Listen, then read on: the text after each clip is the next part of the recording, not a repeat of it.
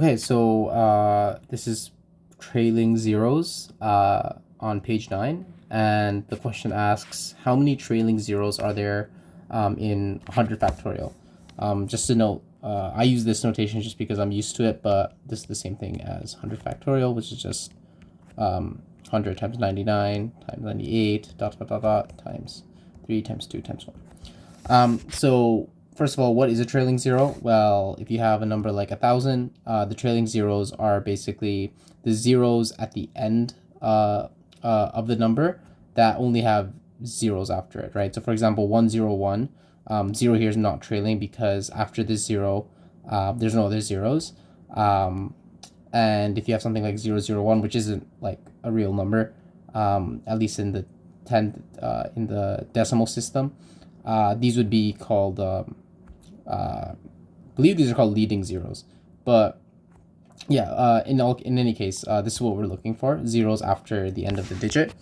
And so we have to first ask ourselves, how do we get zeros in the first place, right? What numbers give us zeros? Because we understand that this is a multiplication problem, so we have to ask ourselves, okay, so if I multiply what numbers, what two numbers or three numbers or however many numbers will give me zeros? So the first thing we notice is that we have to understand that any pairs of 2 and 5 will give trailing zeros. And why? Well, that's just because 2 times 5 is equal to 10, and 10 has a trailing zero. So this pair will guarantee us one trailing zero in our solution, right? So for an example, we take a simpler case. So in factorial 10, we want to ask ourselves how many trailing zeros are there in factorial 10. So I'm just writing out the expression here. So that's just equal to 10 times 9 times 8 times 7 times 6 times 5 times 4 times 3 times 2 times 1. So we find one pair here, so 5 and 2. So that's one pair. And we could say that we're done, but if we look at more closely into the digits or into the numbers, you'll see that 10 can actually be broken down into 5 and 2. So this is another pair. So we actually have two pairs of 5 and 2 in the problem. So that just makes there be 1 plus 1 trailing zeros, or in other words, 2 trailing zeros. And so I guess one thing I should mention is that you actually don't have to solve or calculate the actual value of this of the factorial. You just need to know the trick to calculating the trailing zeros. So we know that 2 and 5 make a trailing zero. And so we basically have to find out how many times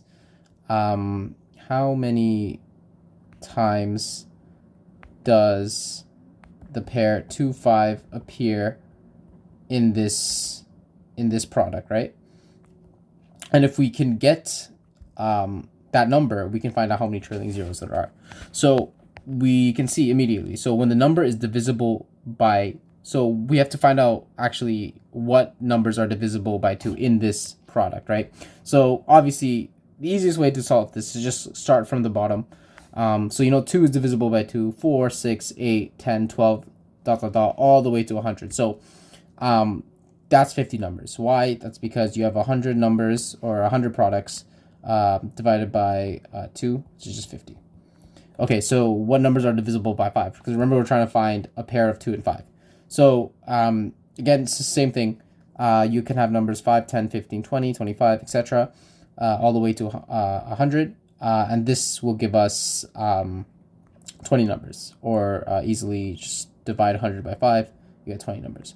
Okay, so we're done, right? So if we need pairs of 2 and 5, we have at least 20 trailing zeros in this expression. Why 20 and why not 50? Well, 5 is the limiting factor here, right? So and we'll need to pair each 5 with 2, and so we only have 25. So if we pair each 5 with the 2s, we'll have 20 pairs, and so that means we'll have 20 trailing zeros just by following the same logic up here. But we also have to consider special cases in this product.